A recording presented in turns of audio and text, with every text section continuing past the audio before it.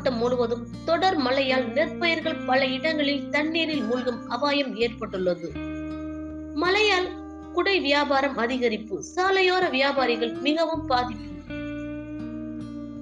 வங்கக்கடலில் உருவான வளிமண்டல கீழடுக்கு சுழற்சி காரணமாக தென் மாவட்டங்களில் கடந்த 5 நாட்களாக மழை பெய்து வருகின்றது. சிவகங்கை மாவட்டத்திலும் அவ்வப்போது மழை பெய்தது. இன்று காலை முதல் மிதமான சாரல் மழை பெய்து வருகின்றது. இதனால் பொதுமக்களின் இயல்பு வாழ்க்கை பாதிக்கப்பட்டுள்ளது.